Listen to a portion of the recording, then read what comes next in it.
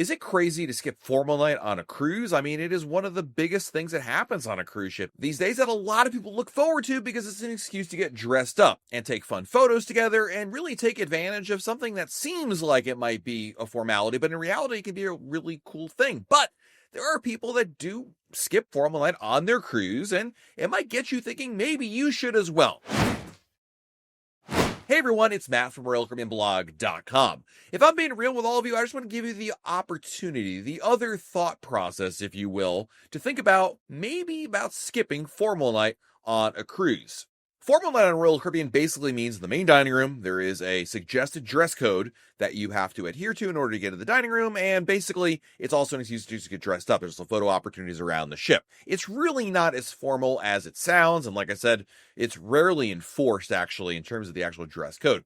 Decades ago, it really was formal, with people dressed in ball gowns and tuxedos, and it really was an elegant gala. But nowadays, formal night is far less formal. Dress codes aren't really enforced, and really, even the unlimited lobster is a thing of the past in the main dining room. Even still, there are some reasons why you might consider opting out of formal night to make it a totally better experience overall. Number one is if you skip formal night, you don't have to pack for formal night. And this is a really compelling option, I have to admit, even for myself. Whether you're flying to your cruise port or driving there, clothes that you need for formal night will take up space. And if it's like anything like my clothes, formal clothing just takes up way more space. You really can't use it on other days necessarily. It's not like a pair of shorts that can be reworn again.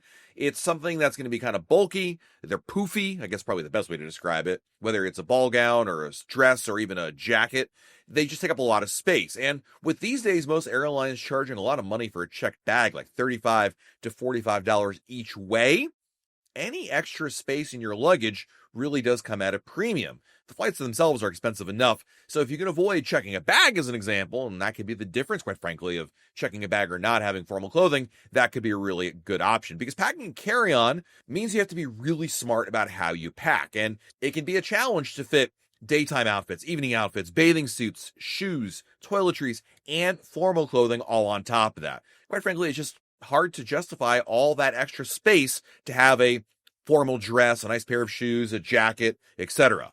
I think for a lot of people, this rationale alone is the reason to skip formal night because they just don't really see the need to pack extra outfits just to sit in the dining room for a couple hours. Now, there are other venues on board, such as the buffet or even a casual restaurant like Playmakers, and they have, of course, a more relaxed dress code, and those restaurants are great alternatives. The second reason you might consider skipping formal night is that the lobster isn't unlimited anymore. Plus, honestly, there's better lobster elsewhere on board. So one of the main reasons people really love formal night is for the free lobster tail. It always happened on the second formal night, to be fair, and it only happened in North America. But I'm not sure one dish alone is worth planning your entire dinner over. First of all, Royal Caribbean recently made a change to the lobster tail service in the main dining room. In the past, you could order unlimited tails on formal night, but these days, actually as of 2023, that's no longer the case. Now, you can only order one lobster tail at no additional cost, and if you wanted to order additional ones, it's $16.99 per dish. Now, obviously, it's one lobster tail per person, I should say. Even if you're attending formal night just for lobster, I'm going to be honest with you, speaking to a lot of folks who do enjoy lobster, they think they're better off, actually, paying for it at a specialty restaurant instead. As an example, 150 Central Park, which is a specialty restaurant on Royal Caribbean's Oasis class ships, has arguably the most delicious lobster dish the cruise line offers, the lobster thermidor. This French dish involves cooking lobster meat in a creamy cognac-based sauce, seasoned with tarragon, then it's stuffed into a lobster tail and topped with Parmesan cheese. Now, the restaurant does have a cover charge of about $60, assuming you don't have a dining package, but for a lot of people, this dish alone is the reason to go there. So if you're planning to attend formal night for one lobster tail, maybe it's really not worth it just for that. But instead, what you could do is go to a specialty restaurant for a higher quality dish, and of course, specialty restaurants might not have as formal of a dress code. Now, the specialty restaurants that offer lobster include Chops Grill, 150 Central Park, Hook Seafood, and Izumi Sushi. You're still not convinced yet. All right, how about the fact that meals in the dining room just aren't as private as you might like? I like eating in the main dining room. Don't get me wrong about that. But the problem with the dining room can be the placement of the dining tables. Now, obviously, the dining room is designed to accommodate, well, hundreds, if not thousands of guests on every night. And a lot of times, these tables are very close together, and in some cases, they're really close together. In particular, the tables of 2 and 4 can just be inches away from each other. And this leads to a lack of privacy, as you can casually hear conversation from the tables next to your own. Quite frankly, I feel like most of the times they're hearing my conversation the other way around.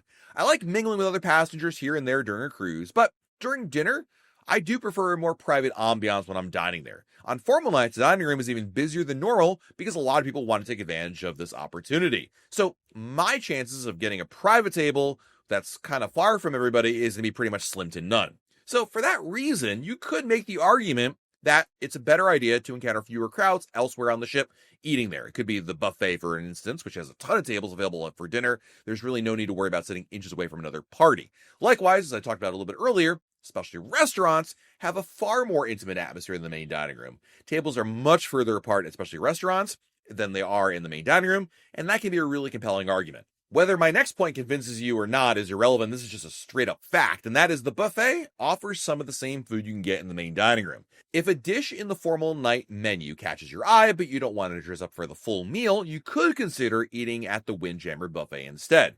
More often than not, you'll find very similar food items at the Windjammer buffet as you would in the main dining room, given whatever's happening that evening. While you won't find lobster tails, you are likely to find some of the same appetizers, main courses, and desserts at the buffet stations. Sure, you won't get the same sit-down service that you would in the dining room, but there are benefits of the buffet too. First of all, there's a lot more choices.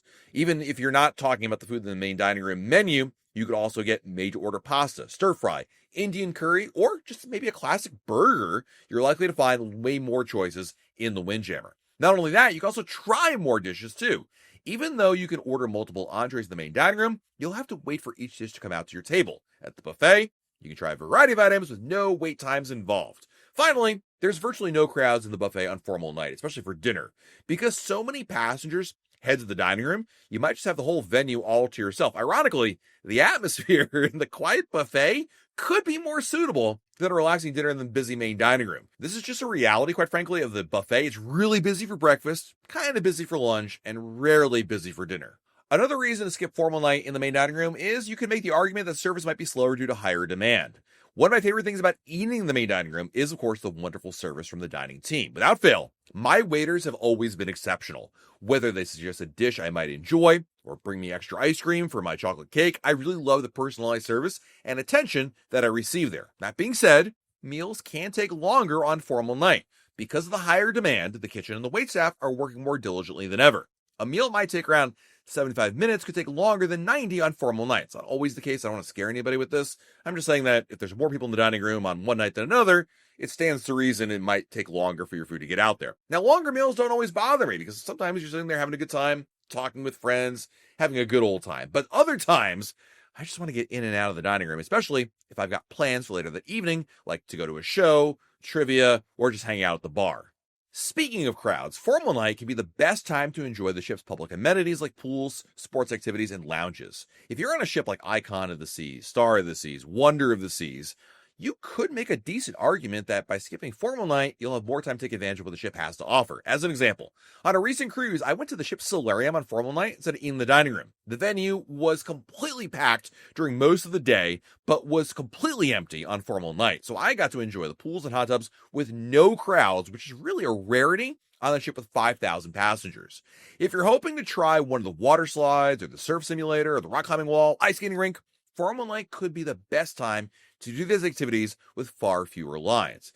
Even if you just want to chill out with a drink at the pool deck, it really does feel like you have it all to yourself because a lot of times these bars have like nobody there in the evening. So again, a nice little perk. Ultimately, everyone's cruising style is really different, and some people really do love attending formal night. Whether you choose to go to it or not doesn't mean you should skip it or not go to it because of what I'm telling you. I really wanted to share kind of this food for thought, no pun intended, well, maybe a little pun, for some cruisers because formal night is a classic cruise activity that a lot of people like to participate in on every vacation. It's that excuse to dress up, take formal photos, and enjoy an elegant meal. I think these people, quite frankly, find it perplexing to skip free lobster tail in the dining room in favor of the buffet, but it might work for them to go there, whereas it might not work for you. There's no right or wrong way to cruise, whether you want to attend formal night or skip it. You're free to cater to your personal style. That's the best part about a cruise vacation. You get to do what you want. It doesn't really matter what somebody else does. If this got you thinking, check out our next video, which is the reasons to eat only at specialty restaurants instead of the main dining room at all on your cruise. I know, mind-blowing. This has been Matt from RoyalCaribbeanBlog.com. Thanks for watching. We'll talk again real soon.